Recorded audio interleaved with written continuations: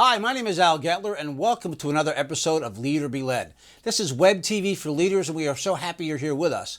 We're all about teaching you things to be a better leader, to be a better executive, a better CEO. Doesn't matter if you're with a profit or a nonprofit organization. We want you to be the best leader you can possibly be for the people in your organization. Today, I have a guest that's going to help you with your leadership in a way that you might not have thought about before.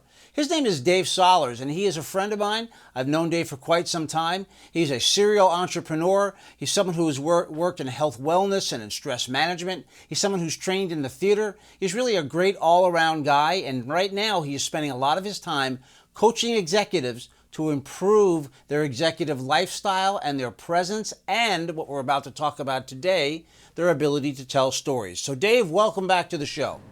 Thanks, Al. Great to be here. Thank you. Hey, Dave, I got to tell you, I've never really thought about it before, but we're talking today about story archaeology. And, it's interesting. I haven't really thought about the need for executives to tell stories, but when I think back, some of the executives that I've worked with are really some pretty fabulous storytellers. So tell us a bit more about the subject that we're talking about today. Well, that's exactly right, Al.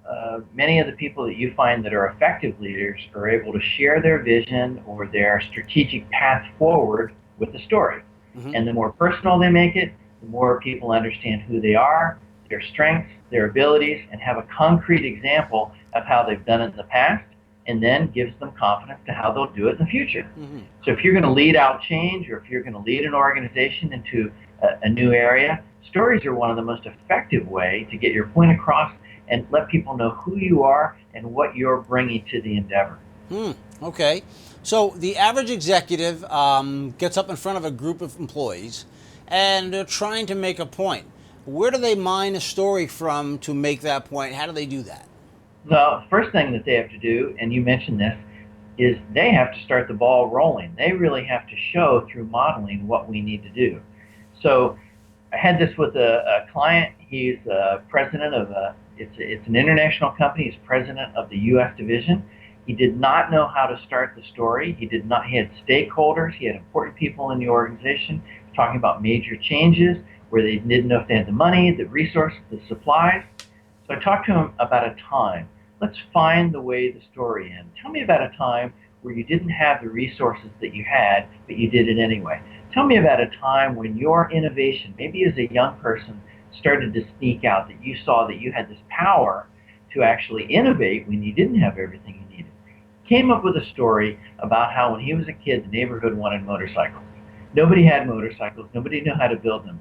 He climbed the fence to the dump and found loose parts from all sorts of different things, put them together because he is an engineer, and created motorcycles for everybody in the community. Wow. So in his neighborhood, kids were running around in these motorcycles that he had made, having a blast. And he didn't have the money, he didn't have the permission, he did it anyway. And he used that as an icebreaker to let's explore the stories that we have within us that show our strengths and abilities. Exactly. It's interesting when you take a look at what's happened this year, cinematically. We've had a hit movie over the past, year, not so much calendar year, but year of span. Abraham Lincoln, who is one of my favorite leaders, and someone who I just have a great admiration for and enjoy reading about. But Lincoln was a storyteller, and he told so many stories, I don't think even all of them were captured and recorded. So there's a guy like Lincoln telling stories. Is that still apropos for today's executive? Al, it sure is. And when you find a story that is appropriate for you, and you put that inside a presentation or a strategic speech, it brings that alive. And what we're doing is many times we're being asked to bring strategic initiatives to life, or we're working on the branding side with leaders to bring a brand to life. Mm-hmm. So when we were working with a group of administrative speakers that worked for a very well-known global business school, they would fan out 16 speakers throughout the world, and they would represent this business school. So our job was to help them with their presentations because they were finding that they were a little flat. Their brand was strong, but it needed to be refreshed. What we found is a young man who led the way when we were talking about a time, what's this school mean to you? And he said that, and I said, well, what's a metaphor? What's actually a quick way that you can go back and remember what the school has meant to you? And he talked about a trip from Cambodia to the United States, where along the way they were raided by pirates twice, people were killed, their valuables were stolen from them, and they landed on the shores of America with just an idea and a dream. This just happened not long ago. Wow. They had to face the Khmer Rouge, and then they had to deal with pirates in the ocean.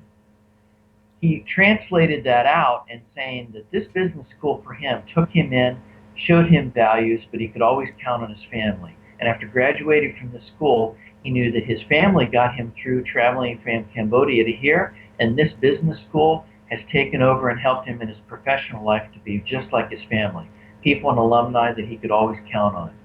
Then he went into the presentation of what the business school offered others.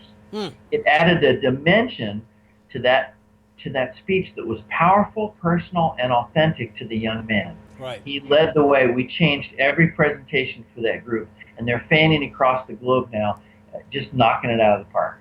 That's a great example of storytelling. Now, Dave, I know when people, really good storytellers, when people tell stories who are good at it, the story changes almost every time they tell the story. And I guess I don't want to say that they don't tell the truth, but really great storytellers know how to bring more of the bright spots out and rub down the dull spots. And it almost seems like a whole new story when a great storyteller tells it. So is that ethical? Is that something a storyteller could do as long as they stay within the guidelines of a good story? That's a great question. You know, Lisa Crone in her story, in her book Wired for Story, which I'll refer to your audience. Yeah. In fact, you know what? We'll show it on the screen right now. So please tell us more about the book. It's a great book on how to write a story, but it also goes into the neuroscience of storytelling and how it becomes sticky in someone's mind. So for me, I can use it in writing, I can use it in speaking, I can use it in executive coaching, and then in our story archaeology, where we help companies and executives find their stories. But she puts in there that great stories really are the narrative of the story, which with all the dull parts moved. They just removed the dull parts. So what you really have is actionable, sticky, emotionally engaging moments back to back, and that's what makes a great story. Excellent. Well, you know, you mentioned one book. Are there any other books that you can refer to us to help us with our storytelling abilities? Yeah, I like a branding book called Winning the Story Wars. That's by Jonas Sachs. He's a marketer and a brander. So for us, we usually, with our story archaeologist of Protagonist Consulting, we run that spectrum from in a leadership point of view where they're leading innovation, guiding innovation, but we're also bringing in sales and branding teams who are going to have to represent it. And then, of course, storytelling and executive presence is great for leadership development as well. Absolutely. Now, is there a physicality to storytelling that our audience has to be mindful of when someone's telling a story? I think when you tell a story, what we've done with groups is to make sure, and we had a consulting group where we went in and we talked with 20 top trainers. These were global trainers that have been doing this for a long time. And what we found when we worked with them is that we had to give them a heightened awareness of incongruencies. So they would be excited, but their body language wouldn't show it. They would actually have these habits that would not reflect their level of knowledge of the content. And it's the incongruencies that you have to look for. The other thing that I ask people to look for is where they hold their power. Because I see a lot of people hold back. And you have to know how to bring that out and then bring that in appropriately, how to scale it for your audience. You mentioned earlier in how a storyteller manages the story and how it might change every way. One of the ways that we coach speakers, especially when they're telling a story, is to listen to their audience. Your audience is going to give you an idea of where they're at, what you've said that's effective, the way that you've said it that's effective, and so your audience is going to give you a feeling. I learned this in almost 30 years of medicine, where I've always said that patients have the story, and if you wait long enough, they will tell you the answer to every question you have, including what's going on and what they need to do about it. People know the answers to their problems. You have to listen to their story. Well, Dave, I think this is really a fascinating topic. As I mentioned, our 16th president used stories to make points, and there are actually some great business books out there that are fables or parables that tell a story to make a point. Patrick Lencioni is one author I could think of that uses that pretty well, and you come away with remembering a lot more about the book because of stories. So really, just to wrap this up, a good story basically helps us remember the message in a very different very different contexts, in very different ways. Is that correct? It even goes beyond that, Al. You're going to remember it, but the reason that you'll remember it is because we have room in our brain. The neuroscience behind storytelling is very strong. Whether we're talking about mirror neurons, where people actually understand what you understand, if you're effective in your language and you make it sensory, so that it's a hot, steamy day, you're struggling under the heat, the thirst is pounding through your throat, any of those words help connect a permanent connection between that story, your message, and the audience, so that at a moment in time you actually share the same brain chemistry.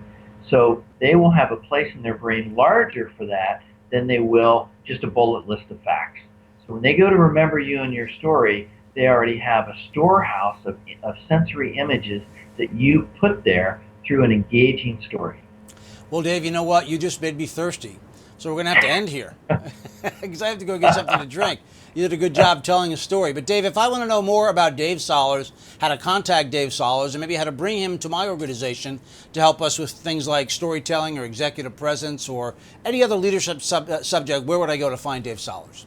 Absolutely. You can look at davidsollars.com and you can find out the training sessions we do with Protagonist Consulting and other works. Outstanding, David. Well, it is always a pleasure to have you here on the show. Thanks so much, Al. It's always great to be with you. Well, good. I'm glad you're here. We'll have you back real soon. Well, folks, that about wraps up another episode of Leader Be Led. I hope you've enjoyed what we've done here today with Dave Sollars. We have lots of other guests like Dave who have so many fascinating topics. Look through our libraries of videos and find the things that interest you, and even try a few things that you might not be interested in but might learn something from. The other thing I'm going to ask you to do is to take these links and forward them on to friends. Help friends discover Leader Be Led and help them really expand their vision, their horizon in their career as they are as a leader, as an executive. Really, we're here to help you. So one of the ways you can help yourself too is down below. Give us some comments. Tell us what you like. Tell us what you don't like, and tell us who you'd like to see here on Leader Be Led. With that, I want to thank you very much for being here today. My name is Al Gettler. Have a fantastic day and come back soon and see us here on Lead or Be Led.